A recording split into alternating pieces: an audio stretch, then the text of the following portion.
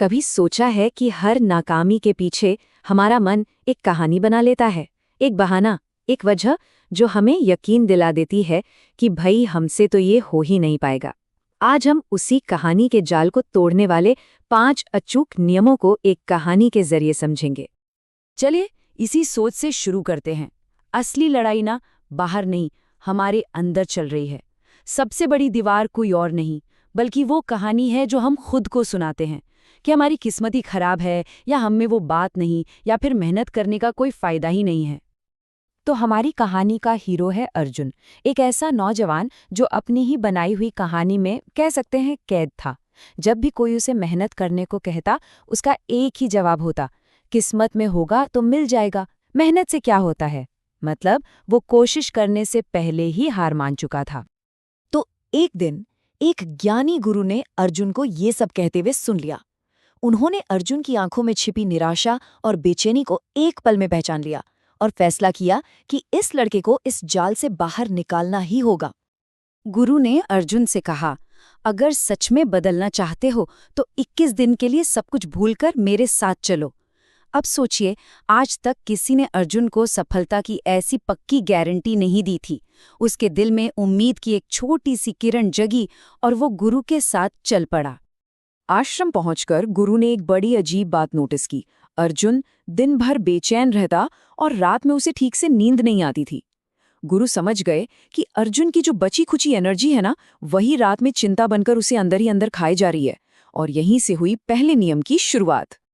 गुरु ने अर्जुन को एक ऐसा काम दिया जो सुनने में बिल्कुल बेमतलब का लगता था। पास की पहाड़ी पर 50 भारी पत्थर पहुंचाने हैं शाम होने से पहले। अर्जुन ने सोचा, भला इससे क्या होगा, पर गुरु के मौन के आगे उसकी एक न चली। वो पत्थर ढोता रहा, पसीने में लथपथ था, सांसें फूल रही थीं, पर वो लगा रहा। शाम तक वो इतना ज्यादा थक गया कि शरीर में हिलने तक की ताकत नहीं बची थी। उस रात अर्जुन बिस्तर पर गिरते ही गहरी नींद में सो गया। अगली सुबह जब वो उठा तो उसके चेहरे पर एक अजीब सी शांति थी। गुरु ने पूछा, कैसी नींद आई? अर्जुन बोला, गुरुदेव, सालों बाद ऐसी गहरी नींद सोई है, आज मन में कोई बेचैनी नहीं है। गुरु मुस्कुराए और बोले, पहला नियम यही है, अपनी ऊर्जा को चिंता में नहीं, काम में खर्च करो। जब शरीर पूरी तरह थक जाता है तो मन के पास भटकने की ताकत ही नहीं बचती। तो ये था पहला नियम। अब बारी थी दूसरे नियम की। ये नियम सिखाता है कि कैसे हर काम में तुरंत फायदे की उम्मीद किए बिना बस काम में जुटे रहा जाए। गुरु ने अर्जुन को एक जोड़ी फटे पुराने जूते दिए और कहा, इन्हें ऐसे ठीक करो जैसे ये दुनिया के सबसे कीमती जूते हों, पर हाँ, एक बात याद रहे, तुम इन्हें पहन नहीं सकते। अर्जुन ने घंटों मेहनत की, उन जूतों को एकदम नया जैसा बना दिया, पर उसके मन में एक ही सवाल घूम रहा था, जब पहनना ही नहीं है तो इतनी मेहनत क्यों? उसने गुरु से शिकायत भी की कि उसका समय बर्बाद हो गया। तब गुरु ने समझाया, ये जूते तुम्हारी उस सोच को दिखाते हैं जो हर काम में तुरंत फायदा ढूंढती है। असल में तुमने जूतों पर काम नहीं किया, तुमने खुद पर काम किया है।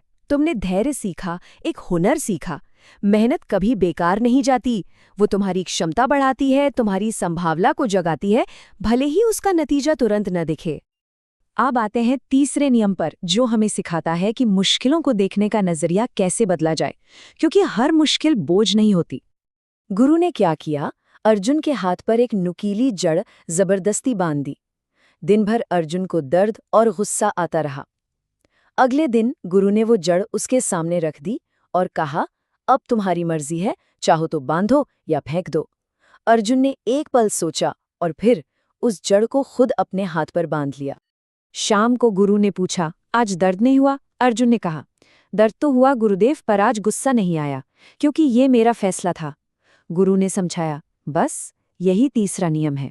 जब कोई दूसरा हम पर बोझ डालता है तो वो पीड़ा देता है, लेकिन जब हम किसी लक्ष्य के लिए खुद कोई त्याग चुनते हैं तो वही त्याग हमारी ताकत बन जाता है। अपना त्याग खुद चुनो। ताकत सिर्फ सहने से नहीं आती, उसे सही दिशा में लगाने से आती है। तो चौथा नियम हमारी असीम ऊर्जा को एक दिशा देने के बारे में है, ताकि वो हमें बनाने का काम करे, बिगाड़ने का नहीं। गुरु अर्जुन को एक पुरानी जलचक्की के पास ले गए। पानी का बहाव इतना तेज था कि वो बार बार टूट जाती थी। उन्होंने अर्जुन से उसे ठीक करने को कहा। अर्जुन ने देखा कि पानी में ताकत तो बहुत है, पर वही ताकत चक्की को तोड़ रही थी। फिर उसे असली वजह समझ आई। चक्की को चलाने वाले 3 छोटे-छोटे गियर गायब थे। अर्जुन ने जैसे ही वो गियर लगाए, चक्की पानी के उसी तेज बहाव में आराम से घूमने लगी। गुरु ने कहा, इंसान की ऊर्जा भी बिल्कुल इस पानी की तरह ही है। बिना अनुशासन के ये खुद को ही तबाह कर देती है। और अनुशासन के 3 ही गियर हैं, एक साफ लक्ष्य, उस लक्ष्य को पाने के लिए एक दिनचर्या, और उस दिनचर्या को निभाने के लिए एकाग्रता। और अब आखिरी और सबसे जरूरी नियम। 15 दिनों में अर्जुन में आत्मविश्वास तो आ गया था, पर साथ में थोड़ा अहंकार भी झलकने लगा था।